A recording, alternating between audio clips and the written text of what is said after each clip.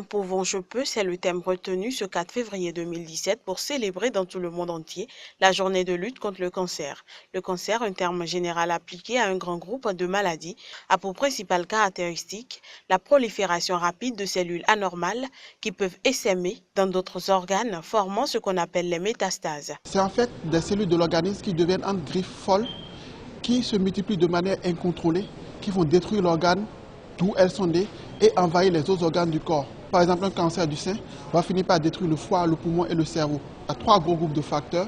Il y a les facteurs liés à la vie reproductive de la femme, les facteurs liés au mode de vie et les facteurs génétiques ou héréditaires.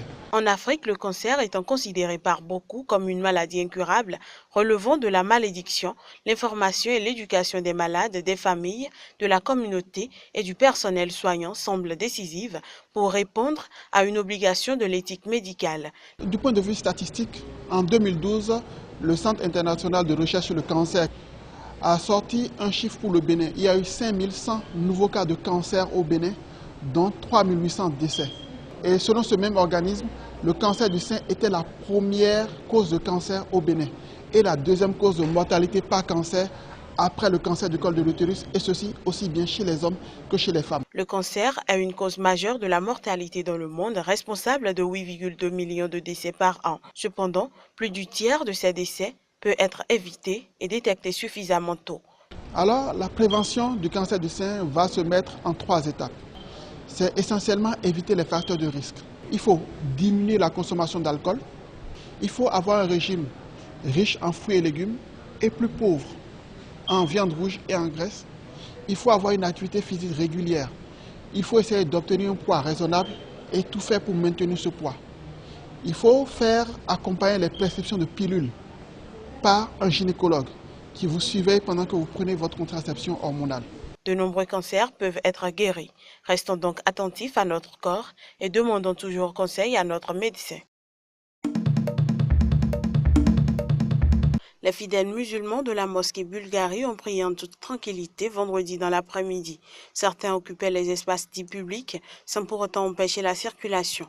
Même si les hauts dignitaires n'adhèrent pas à cette décision de libération des espaces publics aux heures des grandes prières, ils ont pu négocier pour le moment un délai avec le préfet Modeste Toboula avant un quelconque arrangement avec le chef de l'État. Toboula, il est venu, il ne nous a pas surpris quand même.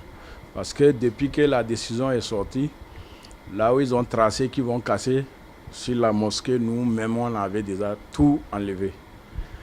Il restait seulement lieu d'abolition. Quand on l'a vu s'approcher à nous, nous-mêmes, on s'est dirigé vers lui. Il a demandé s'il y a un problème, on a dit oui. On voulait lui montrer que lieu d'abolition, là, il n'est qu'à nous laisser ça pour aujourd'hui, vendredi. Parce que nous, on a déjà acheté même les graviers pour pouvoir faire ça, les lieux d'abolition là à l'intérieur de la mosquée. On n'a même pas parlé de prière. Il n'a pas parlé de prière. Vous allez prier où? Il ne nous a pas posé cette question-là. Pour le ministre de la Justice et de la Législation, le gouvernement considère que nos rues, nos espaces publics ne peuvent plus être exposés à l'expression de la foi et de la religion. De ce point de vue, quelles que soient les confessions, musulmanes, chrétiennes, religions endogènes, l'expression de la foi ne doit plus consister en l'occupation de l'espace public, a insisté le ministre Joseph Djokbenou. En termes clairs, aucune dérogation pour quelque confession religieuse n'est point envisageable, toute chose qui ne pourra dissuader l'Union islamique du Bénin dans sa démarche de rencontrer le chef de l'État ce samedi.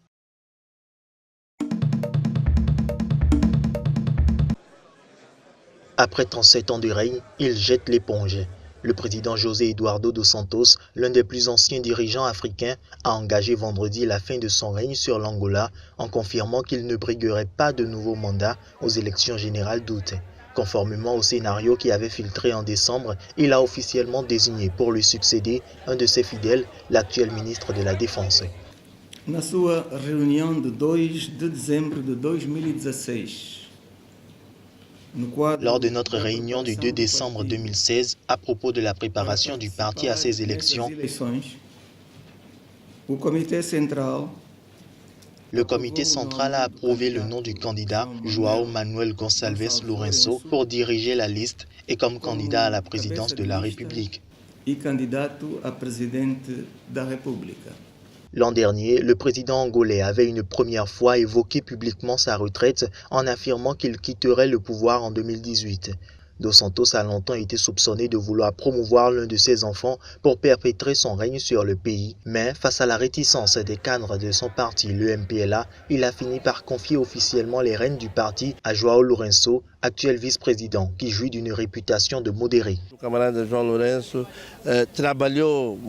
camarade João Lourenço a travaillé beaucoup aux côtés du président, beaucoup pour ses fonctions assumées dans le passé, dans les forces armées et même au gouvernement. Et donc c'est quelqu'un de bien qui arrive, il est bien choisi pour diriger et évoluer sur les traces de notre leader historique. Âgé de 114 ans, l'actuel président a encore 6 mois à faire au pouvoir. S'il a sorti le pays de la guerre civile, il laisse à son successeur un pays plongé dans une pauvreté extrême et englué dans une crise économique provoquée par la chute des cours du pétrole dont il est avec le Nigeria, le premier producteur africain.